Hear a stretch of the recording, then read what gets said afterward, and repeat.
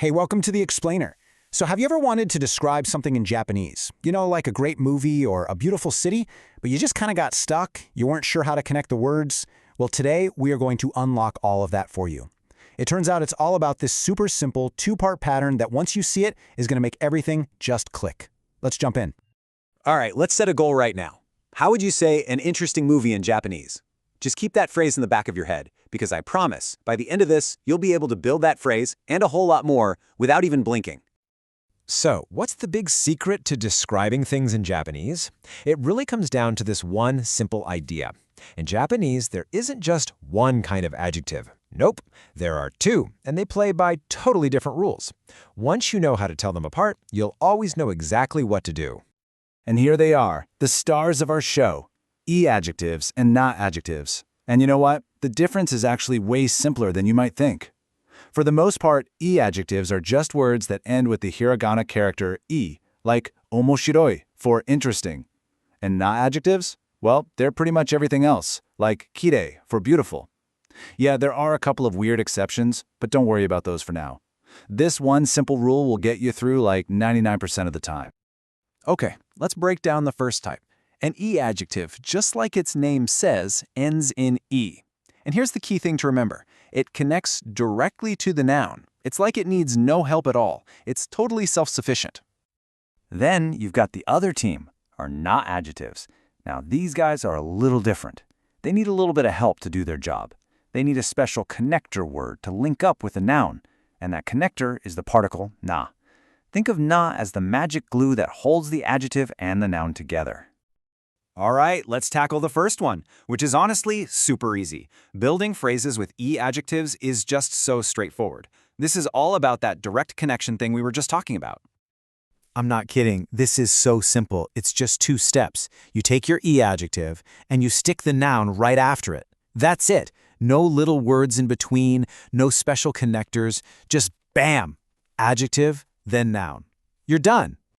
Let's see how this actually works, right? So for that phrase we started with, interesting movie, you just take omoshiroi and add eiga. Put them together, you get omoshiroi eiga. Want to say scary teacher? Easy. Kawaii plus sensei gets you kawaii sensei. See what I mean?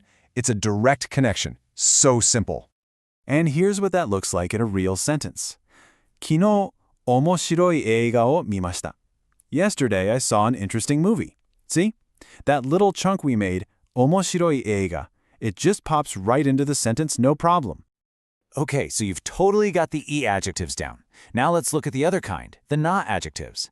The pattern is almost the same, but there's just one tiny, extra step you have to remember, and it's all about that special connector. So for these, it's a three-step dance. You start with your na-adjective, but, and this is the important part, before you add the noun, you have to slide in that little particle, not. That's its only job. You just have to put it there. It's not optional. It's the little bridge between the two words. Let's put this into practice. If you want to say beautiful picture, you take the adjective kirei, then you add your connector na, and then you add the noun shashin. You see, you can't just mash them together and say kirei shashin. That just doesn't work. It has to be kirei na shashin. That little na makes all the difference. And again, let's pop this into a full sentence. 京都で綺麗な写真を撮りました. I took a beautiful picture in Kyoto. Our little phrase, 綺麗な写真, just fits in there perfectly, doing its job. All right, you've seen the theory, you've seen the examples, now it's your turn. Let's see if you can make the right connection. Okay, first challenge. This is an interesting book. So, first things first, look at the word for interesting, omoshiroi. Does it end in e? Okay, what does that tell you to do to connect it with book, which is hon? I'll give you a second to think about it. And the answer is, これは面白い本です. Yep, 面白い ends in e, so it's an i-adjective.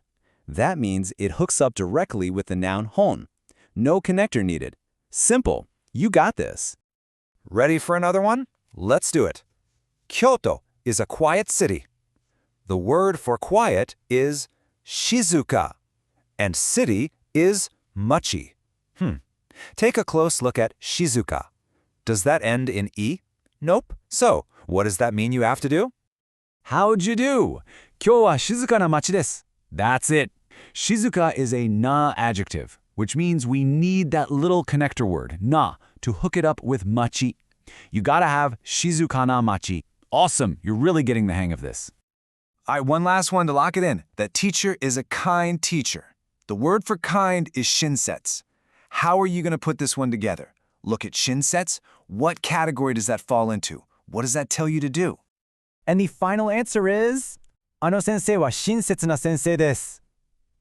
Perfect. Shinsetsu doesn't end in e, so it's another na-adjective. That means you absolutely have to have that na in there to connect it. Fantastic work!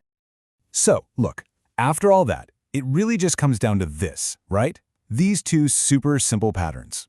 If your adjective ends in e, you connect it directly to the noun. If it doesn't, you pop that little na in between. Honestly, if you can remember this, you've just unlocked the key to describing pretty much anything you want in Japanese. It's a huge deal. So you came in here maybe wondering how to say just one thing, an interesting movie. But now you've got the blueprint to describe all sorts of things. The only question left is, what are you going to go out and describe first? A delicious meal? A fun game? The world's your oyster now. Go describe it.